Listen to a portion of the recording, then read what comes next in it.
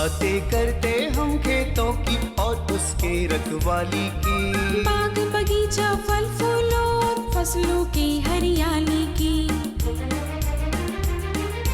हम बीजों की बातें करते उत्तम जल संसाधन की, हम तकनीकी बातें करते फसलों के उत्पादन की। हर किसान का सपना सच हो जीवन सुखद बनाने को, गाँव-गाँव के हर आंगन का प्यारा सा ही दर्शन।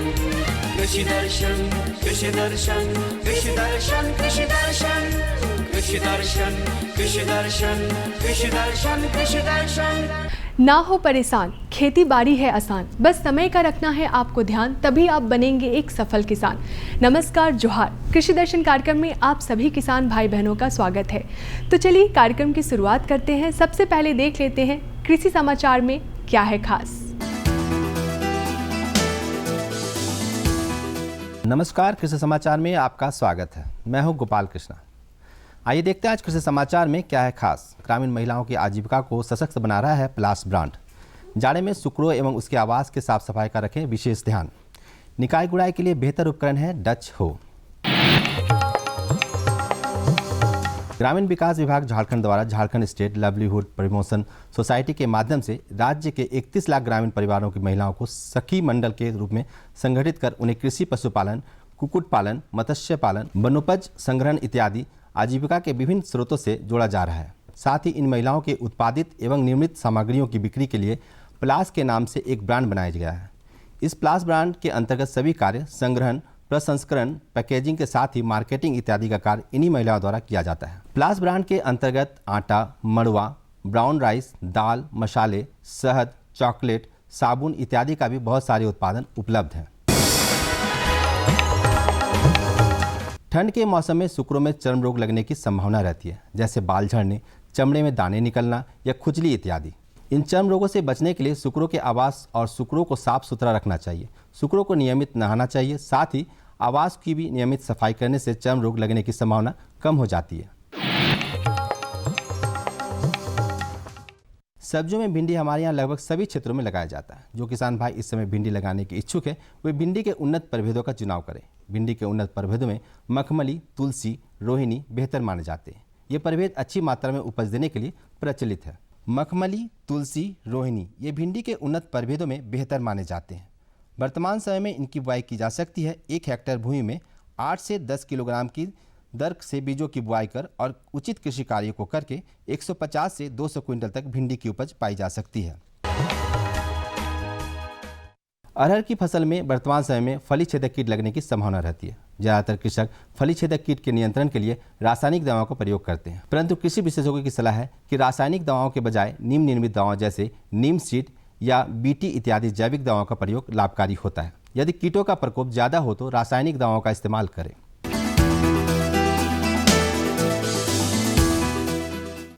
निकाय गुड़ाई के काम को बेहतर तरीके से करने के लिए किसान डच हो का इस्तेमाल कर सकते हैं। इस किसी उपकरण से खेत में निकाय गुड़ाई करने के साथ साथ नाली और मेड़ भी बनाया जा सकता है।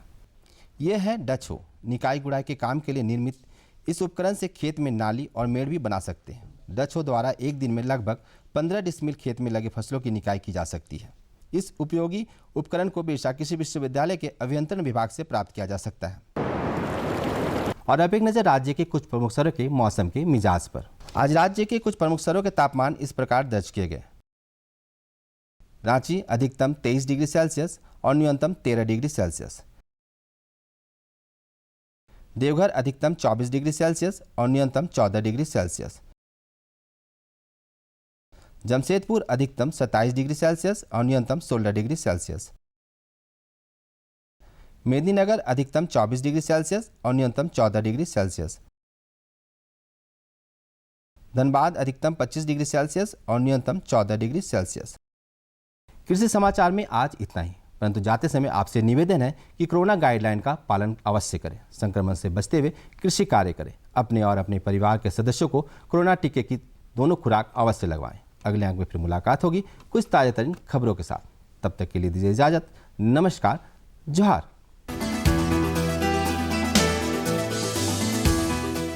तो किसान भाइयों, कृषि समाचार में आपने देखा तकनीक के बारे में, उपकरण के बारे में, साथ ही मौसम का हाल भी जाना। अब समय हो चला है एक छोटे से विराम का। विराम के बाद हम तुरंत आते हैं। अन्नदाता किसानों की खुशहाली और उनकी आय में बढ़ोतरी के लिए भारत सरकार लगातार प्रयासरत है।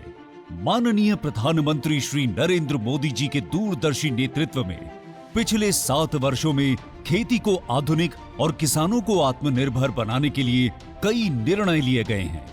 छोटा किसान बने देश की शान, ये हमारा सपना है। देश के 80% से ज्यादा किसान ऐसे हैं जिनके पास 2 हेक्टेयर से भी कम जमीन है। अब देश में इन्हीं छोटे किसानों को ध्यान में रखते हुए कृषि सुधार किए जा रहे हैं, निर्णय लिए जा रहे हैं। प्रधानमंत्री किसान सम्मान निधि योजना की शुरुआत 24 फरवरी 2019 को माननीय प्रधानमंत्री श्री नरेंद्र मोदी जी के द्वारा की गई थी। पीएम किसान योजना का पूरा खर्च भारत सरकार वहन करती है। इसके तहत लाभार्थी किसानों को हर साल 6,000 रुपए की सम्मान राशि 2,000 रुपए की 3 समान किस्तों में सीधे उनके बैंक खातों में हस्तांतरित की जाती है। अब तक 11 करोड़ से भी अधिक लाभार्थी किसानों के बैंक खातों में 1,58,000 करोड़ रुपए से अधिक की राशि सीधे ट्रांसफर की जा चुकी है।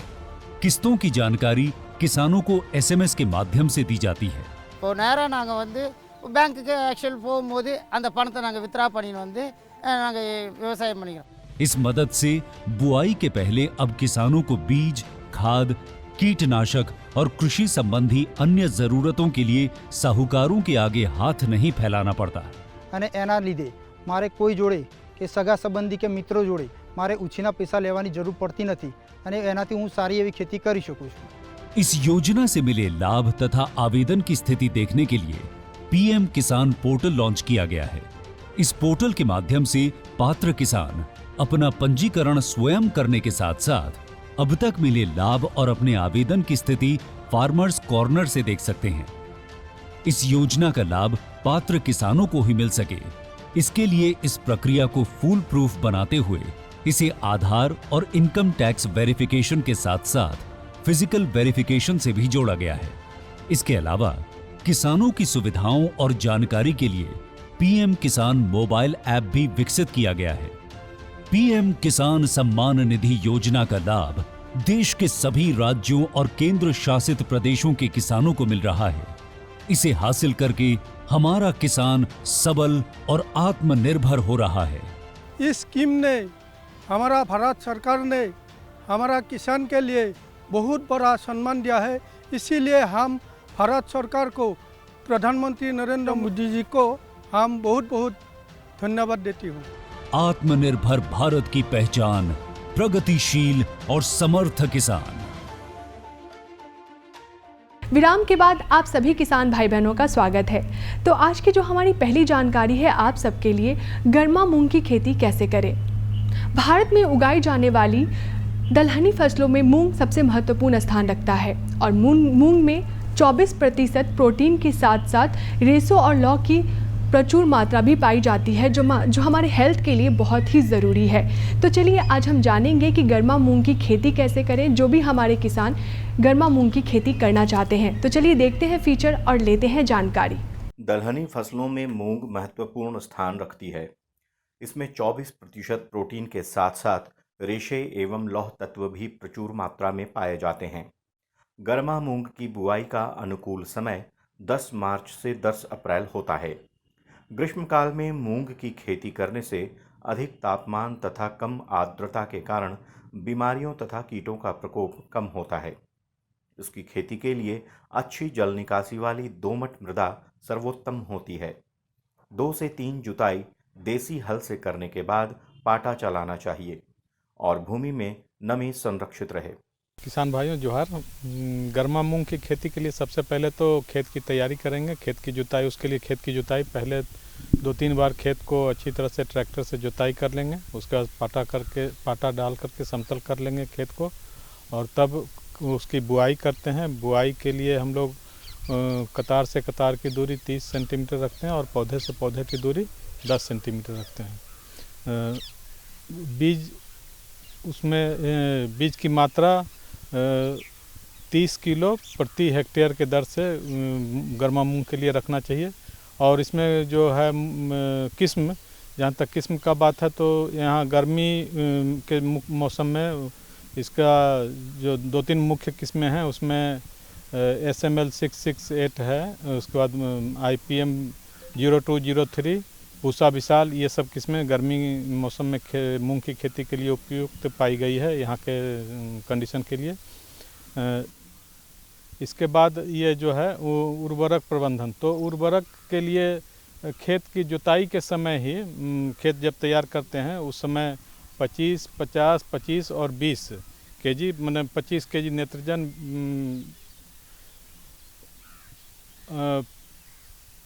50 केजी फॉस्फोरस, 25 केजी 20 केजी लगभग ये आपका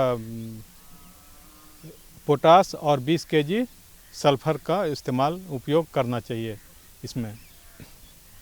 लेकिन खेत का जो चयन होगा सर, हाँ, खेत का चयन ये ऊपर का खेत जिसमें कि पानी का जमाव ना हो, पानी का निकास बढ़िया हो जाए, जब ज़रूरत हो अगर अधिक पानी अगर ये सिंचाई में पड़ गया या फिर कभी बारिश हो गई तो खेत में जमाव नहीं होना चाहिए, वो उस तरह से निकासी का व्यवस्था उसमें बढ़िया होना चाहिए। हल्की दोमट मिट्टी इसके लिए उपयुक्त है मूंग की खेती के लिए। जानकार कहते हैं कि बीजोपचार जरूर करना चाहिए। मूंग को 25 से 30 सेंटीमीटर कतार से कतार तथा 5 से 7 सेंटीमीटर पौधे से पौधे की दूरी पर बुआई करें एवं बीज को 3 से 5 सेंटीमीटर गहराई पर बोना चाहिए। सामान्य रूप से मूंग की फसल में 15 से 20 किलोग्राम नाइट्रोजन, 40 से 60 किलोग्राम स्फुर तथा 20 से 30 किलोग्राम पोटाश एवं 20 किलोग्राम गंधक प्रति हेक्टेयर की दर से प्रयोग करें। जहां तक जल प्रबंधन की बात है तो हल्की भूमि में 4 से 5 बार सिंचाई, जबकि भारी भूमि में 2 से 3 बार सिंचाई की आवश्यकता होती है। बुआई के पहले हम लोग बीज का उपचार करते हैं। सबसे पहले तो आप फफूंदनाशी से उपचार करेंगे। वो फफूंदनाशी में कार्बेंडाजिम नाम का जो दवा है उसका 2 ग्राम मात्रा प्रति केजी बीज के दर से उसका उपचार करेंगे। उसके बाद हम लोग राइजोबियम से भी उपचार करते हैं।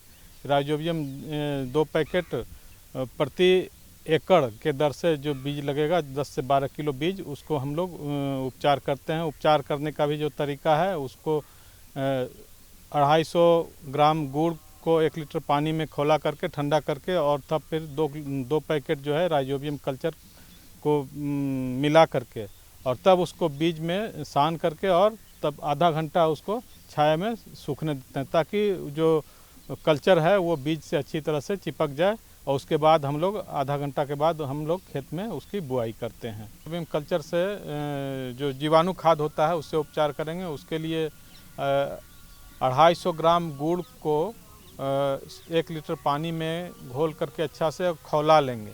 जब ठंडा हो जाएगा तब उसमें कल्चर का 2 पैकेट उसमें डाल करके अच्छी तरह से मिला लेंगे और मिलाने के बाद प्रति एकड़ बीज जो 10 से 12 किलो लगेगा उसको अच्छा से मिला करके सान करके उसको छाया में धूप में नहीं तो उसको कपड़ा पर, साफ कपड़ा पर रख के सुखा देंगे और तब उसको हम लोग बुआई करेंगे।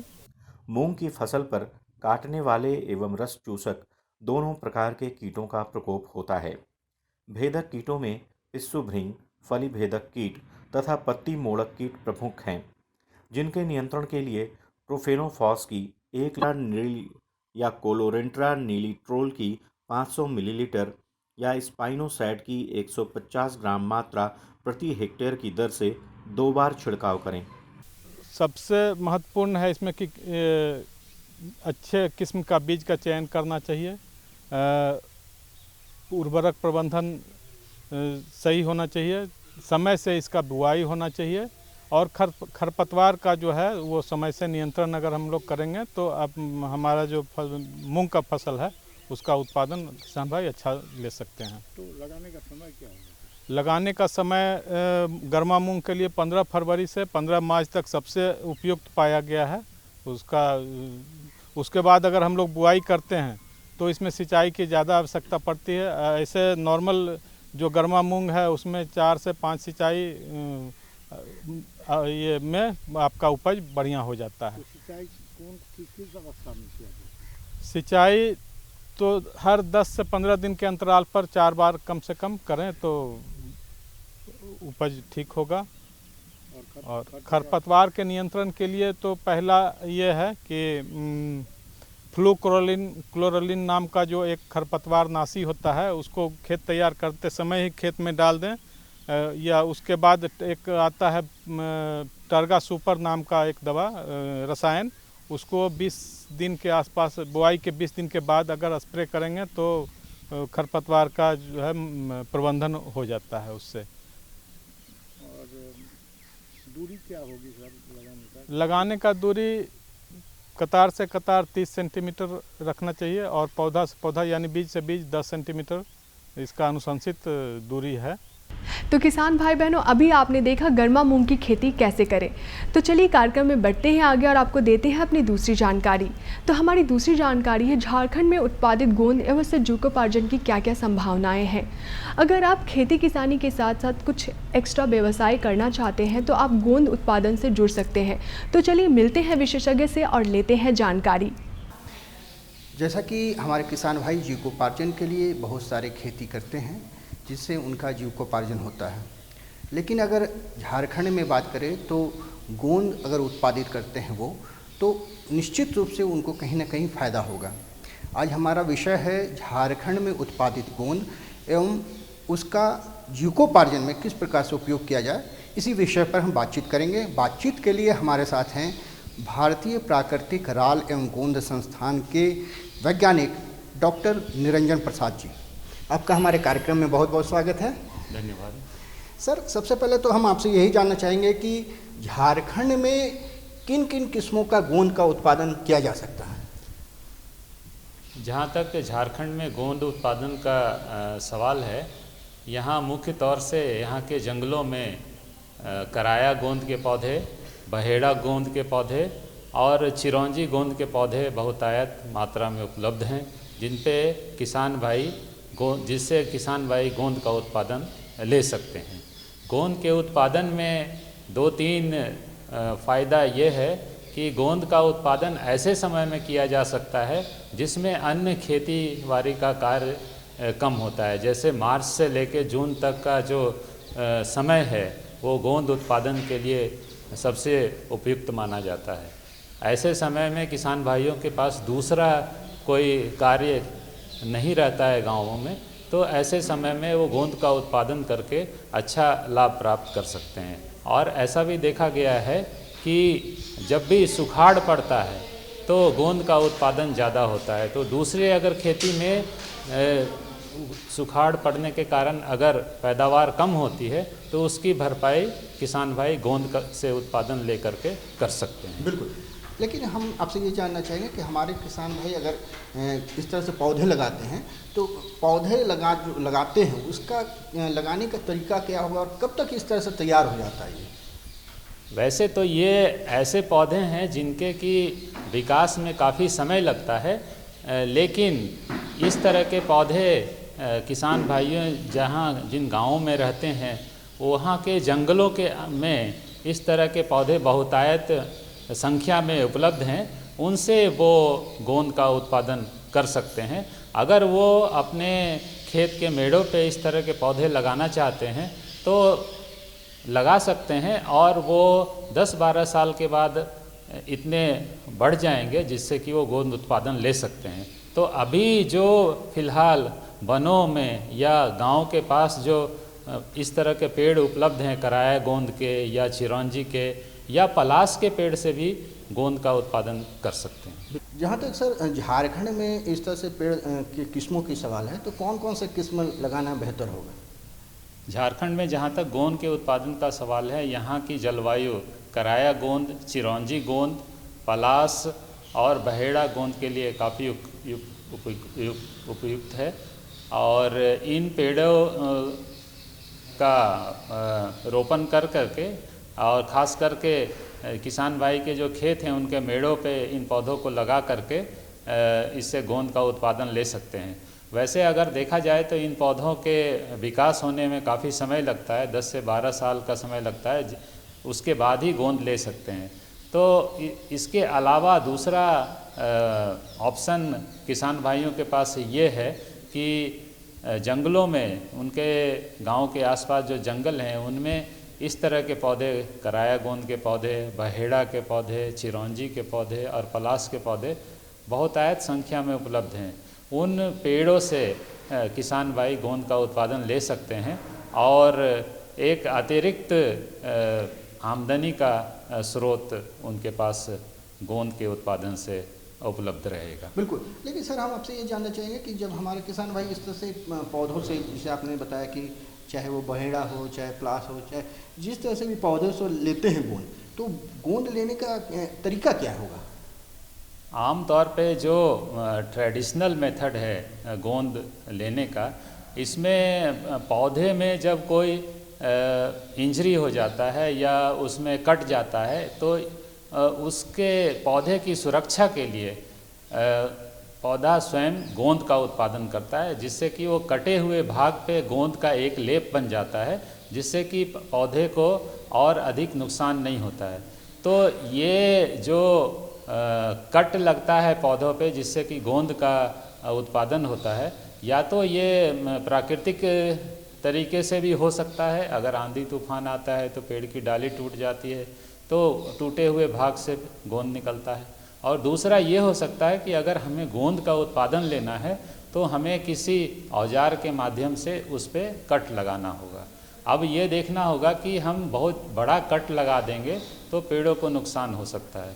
तो ये ध्यान देना होता है कि हम एक निश्चित आकार के कट लगाएं, जिससे कि पेड़ों को भी नुकसान ना हो और गोंद का भी उत्पादन किसान भाइयों को लगातार मिलता रहे।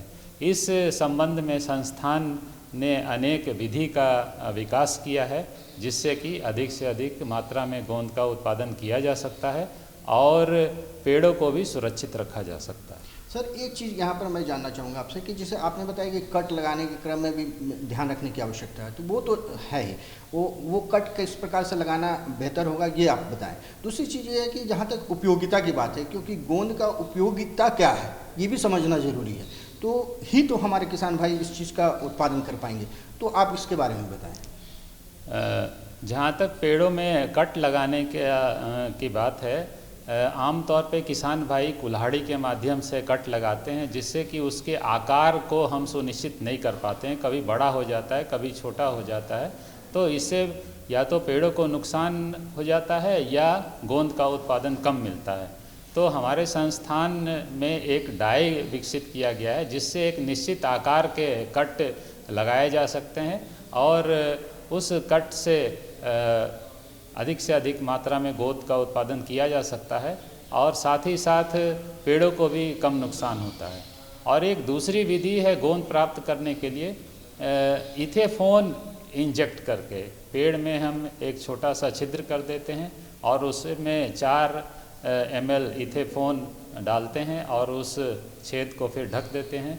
तो इसके रिस्पांस में पेड़ों से गोंद का उत्पादन होता है। ये विधि भी काफ़ी प्रचलित हुई है और इसका भी किसान भाई उपयोग करके अधिक से अधिक गोंद का उत्पादन कर सकते हैं।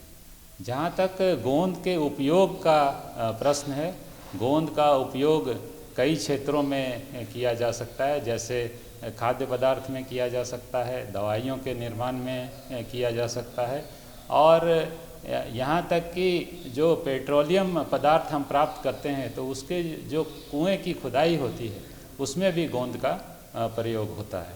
तो इस तरह से देखें कि औषधों में, खाने पीने के सामग्रियों में, पेट्रोलियम इंडस्ट्री में और कई ऐसे इंडस्ट्री हैं जिसमें कि गोंद का उपयोग किया जा सकता है और उपयोग से संबंधित कोई समस्या नहीं है।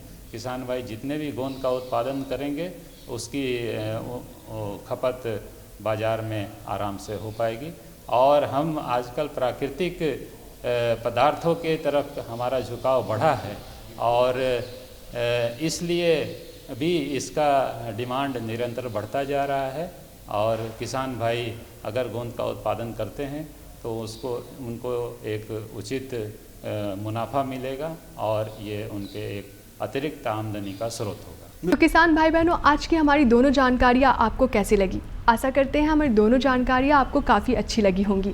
अगर आपके पास भी कोई जानकारी है हमें देने के लिए या हमसे कोई जानकारी लेनी है तो आप हमें संपर्क कर सकते हैं। हमारा पता है कृषि दर्शन कृषि प्रकोष्ठ द्वारा केंद्र निदेशक दूरदर्शन केंद्र रातू रोड रांची और हमारा पिन संख्या है 834001। और हाँ, एक और बहुत ज़रूरी बात, अभी समय चल रहा है कोरोना काल का, तो कोरोना काल के समय में आप 2 गज की दूरी, मास्क है ज़रूरी, इस बात को कभी ना भूलें। भीड़ में जाने से बचें। इसी के साथ हमें दीजिए इजाजत। नमस्कार, जोहार। हम बीजों की बातें करते उत्तम जल संसाधन की, हम तकनीकी बातें करते फसलों के उत्पादन की। हर किसान का सपना सच हो जीवन सुखद बनाने को, गाँव-गाँव के हर आंगन का प्यारा सा ये दर्शन। कृषि दर्शन कृषि दर्शन कृषि दर्शन कृषि दर्शन कृषि दर्शन कृषि दर्शन कृषि दर्शन कृषि दर्शन।